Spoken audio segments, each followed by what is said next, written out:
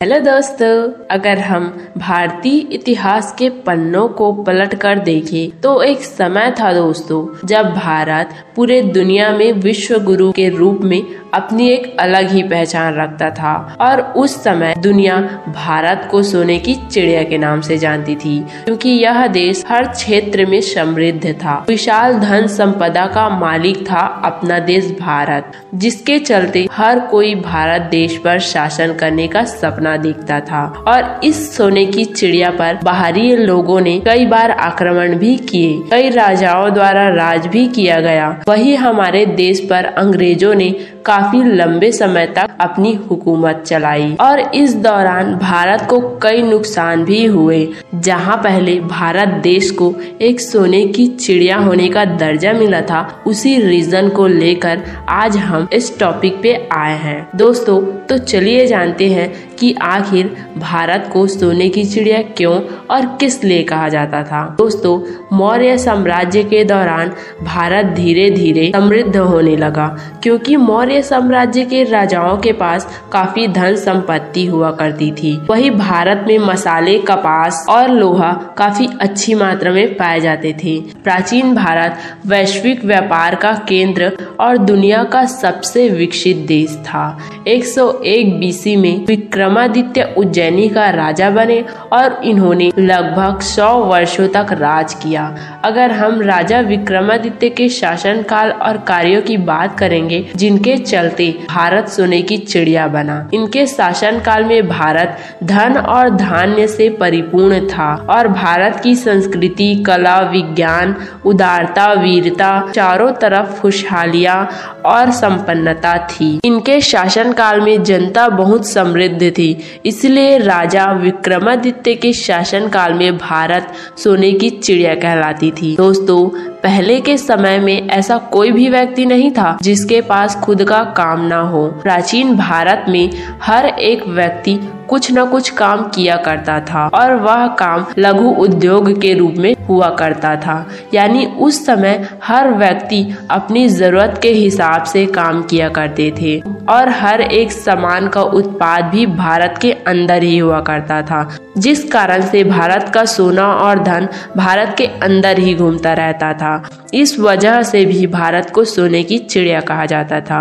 भारत को कृषि प्रधान देश प्राचीन काल से ही कहते आ रहे हैं, क्योंकि भारत में अधिकतर व्यक्ति कृषि पर निर्भर रहते थे और आज के समय में भी किसान कृषि पर निर्भर हैं। पहले के समय में गांव ज्यादा हुआ करता था। उस समय इतने गांव थे कि गांव ही भारत को रिप्रेजेंट करते थे, शहर बहुत कम हुआ करते थे। और शहरों की बात करें तो ज्यादातर लोग मिलों में काम करते थे। उस समय लोगों का काम बहुत मेहनत का रहता था, क्योंकि उस समय कोई आधुनिक टेक्नोलॉजी नहीं थी। प्राचीन समय में भारत एक समृद्ध देश था। उस समय भारत में लोगों के पास अमेरिका, जापान, चीन और ब्रिटेन के लोगों से भी अधिक धन था। इतिहासकारों के मुताबिक प्राचीन समय में भारत मसालों के व्यापार में विश्व का सबसे बड़ा देश था। दुनिया के कुल उत्पादन का 43% उत्पादन अकेले भारत करता था। दुनिया की कुल आय में 27% हिस्सा भारत का होता था,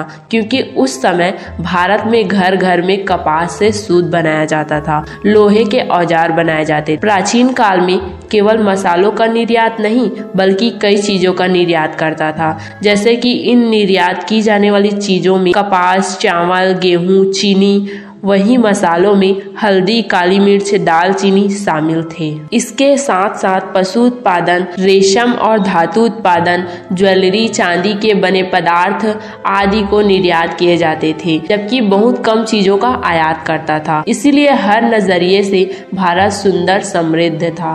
धीरे धीरे यहाँ वस्तु विनिमय के बदले मुद्रा का यूज करने लगे। सामान के बदले सोना लिया जाता था, इसलिए दुनिया इस तरह से सोने से बनी मुद्रा का इस्तेमाल करने लगे और चांदी के सिक्के भी प्रचलन में आ गए। 7वीं सदी के बाद से भारत में बाहरी लोगों के आक्रमण शुरू हो गए थे, जिसमें तुर्क, अरबी, पुर्तगाली, डच और अंत में अंग्रेज थे, जिसने भारत को गुलामी की जंजीरों में जकड़ लिया था। 1000 वर्षों के मुगलों और कई आक्रमणकारी शासकों ने भारत पर आक्रमण किए और लूटे। इनके अलावा उस समय भारत की GDP दुनिया दुनिया में सबसे ज्यादा थी। इतना ही नहीं, भारत में कई तरह के कीमती पत्थर, इसके अलावा बहुत सारा सोना हुआ करता था। लेकिन समय के साथ ये सब चीजें कम होने लगी। मुगलों ने 1526 से लेकर 1793 के बीच भारत में शासन किया। उस समय भारत की आय 17.5 मिलियन पाउंड थी। भारत में ईस्ट इंडिया कंपनी का शासन प्रभावी रूप से 1757 में प्लासी की लड़ाई के बाद शुरू हुआ। अंग्रेजों ने भारत की इस इकोनॉमी को तहस नहस कर दिया, क्योंकि जब अंग्रेज भारत को छोड़कर गए तब भारत का विश्व अर्थव्यवस्था में योगदान केवल 2 से 3% रह गया था। इस हद तक अंग्रेजों ने भारत पर कब्जा कर लूट लिया था। दोस्तों, आज से 2600 साल पहले भारतीय महाजनपदों ने चांदी के सिक्के के साथ सिक्का सिस्टम स्टार्ट किया था।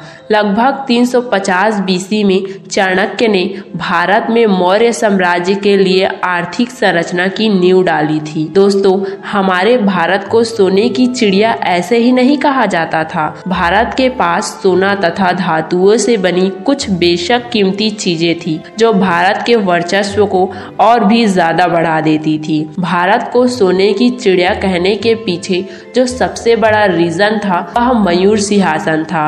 इस सिंहासन की अपनी एक अलग ही पहचान हुआ करती थी। कहा जाता है कि इस सिंहासन को बनाने में जितना धन लगाए गए थे, उतने में तो 2 ताजमहल का निर्माण किया जा सकता था। मयूर सिंहासन का निर्माण शाहजहां द्वारा 7वीं शताब्दी में शुरू हुआ था, जिसे बनाने के लिए करीब 1000 किलो सोना के साथ कीमती पत्थर और हीरे का उपयोग किया गया था। कोहिनूर हीरा लगे होने के कारण मयूर सिंहासन की कीमत बहुत ज्यादा बढ़ गई थी। मयूर सिंहासन कीमती होने के कारण लोगों की नजर पर था। सन 1739 में शासक नादिर शाह इसे लूट ले गया।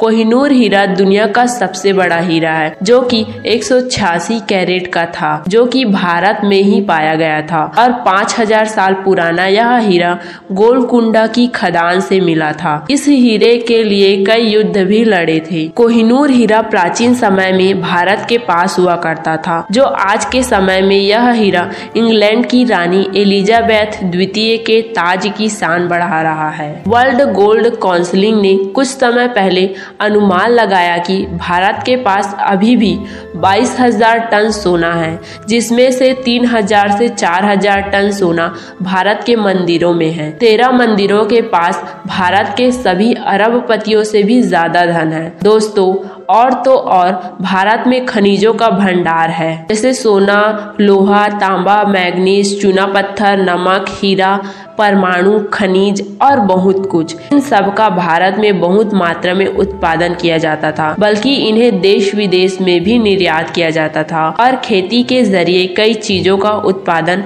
कई वर्षों से करते थे। दोस्तों, मोहम्मद गजनी ने भारत पर आक्रमण किया और इसका सबसे बड़ा कारण था कि भारत के पास बहुत ज्यादा धन और सोना था। मोहम्मद गजनी ने 1001 में जयपाल पर आक्रमण कर हराकर 4 लाख सोने के सिक्के लूट लिए थे। हर एक सोने के सिक्के का वजन 20 ग्राम था। भारत को उसकी आर्थिक संपन्नता के कारण ही सोने की चिड़िया कहा जाता था। भारत का इतिहास एक तरफ जहां स्वर्णिम रहा है, भारत में मौजूद इन्हीं चीजों को अंग्रेजों और दूसरे देश के राजाओं द्वारा लूट लिया गया था और भारत के पास पहले जैसा अब धन नहीं रहा। अगर भारत में इन लोगों द्वारा शासन या आक्रमण नहीं किया होता तो शायद आज भारत धन धान्य सोने की चिड़िया होती। दोस्तों, यह वीडियो आपको कैसा लगा कमेंट में जरूर बताना। लाइक एंड चैनल को सब्सक्राइब जरूर कर लेना।